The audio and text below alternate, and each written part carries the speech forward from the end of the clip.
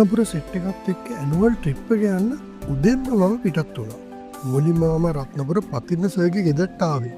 පාර නම් ටිකක් අබලා. ඊළඟට අලි නාවන වලවල් තියෙන පාරක් තිබ්බ තොටියාගේ ගෙදරට ආවා.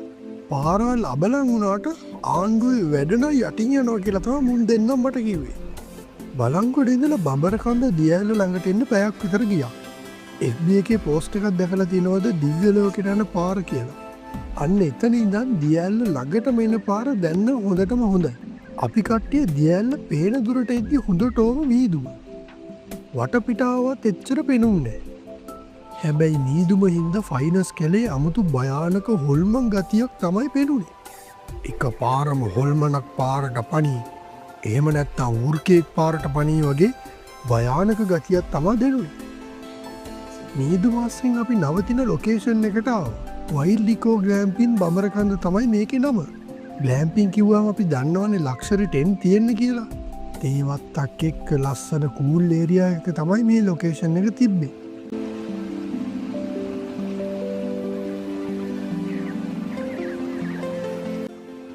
ලස්සන මල් ජාති හැමතැනම. හරිම ලස්සනයි මෙතන.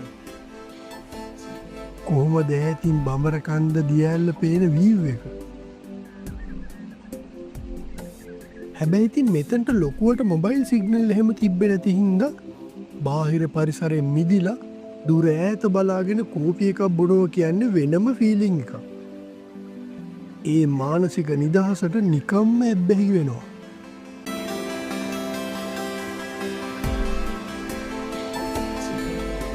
හවස් වෙන්න මෙතන ලස්සන කොහොමද? රෑ ඉතින් කට්ටිය කාලා බීලා පොඩි ජොලියක් එහෙම දාලා ප්ලෑන් කරපු විදිහටම උදෙන්ම පිටත් උනේ බඹරකන්ද දියඇල්ල පටන් ගන්න තැනට යන්න. අපි නැවතිලා හිටපු ග්ලෑම්පින් ලොකේෂන් එකේ ඉඳන් පඩි නැගගෙන ෆයිනස් කැලේ ඇතුළට යද්දි පලාතම මීදුමෙන් වැහිලා. තොටියා නම් කලින් මෙතනට ගිහින් තියෙන හින්දා අපි එක්කන් යන්න එයා මූලිකත්වය ගත්තා. ඒ අස්සේ වැස්සකුත් කඩාපාත් වෙච්ච හින්දා කුඩත් අරගෙන අපි ගමන දිගටම ගියා. මහවැස්සේ මීදුමාස්සේ මේ ෆයිනස් කැලේ මැද්දින් යද්දි දැනෙන භයානක හොල්මන් ගතිය නම් මරු. එහෙමයි කියලා ඉතින් හරි පරිස්සමට අඩිය තියන්නත් ඕනේ. මොකද ඉතින් ලිස්සලා ගියොත් sorry.com තමයි.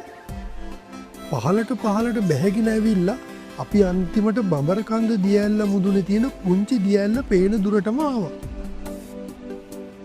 මෙතනින් තමයි ලංකාවේ උසම දියඇල්ල කඩාගෙන වැටෙන්නේ. අන්න ඒ විදියට තමයි තොටිය අපිට කිව්වේ. හැබැයි ඉතින් මීදුම හින්දා මෙලෝ මලදානයක් පේන්නේ නැහැ. තොටිය අපිට පොඩි බයිලාවක් ගහලා එක්කන් ආවද කියලාත් අපිට සැකයක් ආවේ නැත්තෙමත් නැහැ. ඒ හින්දා කීය වෙනකන් හරි මීදුම නැති වෙනකන් අපි මෙතනට වෙලා ඉන්නවා කියලා අපි වාඩි වෙලා හිටියා.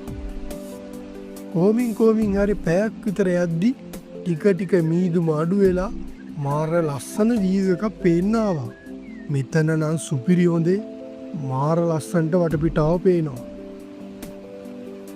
මෙන්න මෙතනින් පහළට වැටෙන වතුර පාර තමයි අඩි 863ක් පල්ලෙහාට වැටෙන්නේ.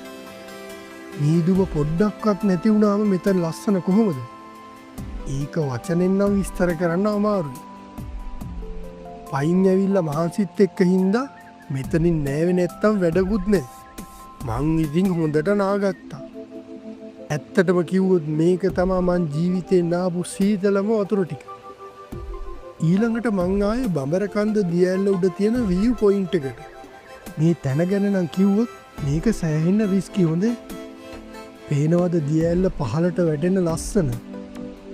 මෙතනට දියඇල්ලේ උස හොඳටම තේරෙනවා. ඒ නිසා උස තැන් වලට බය අය මෙතනට එන්න නම් එපා. අදට මං ගිහිල්ලා එන්න. බඹරකන්ද සවාරිය සුද්ධ උනේ එහෙම තමයි. එහෙනම් channel එක subscribe කරන්න.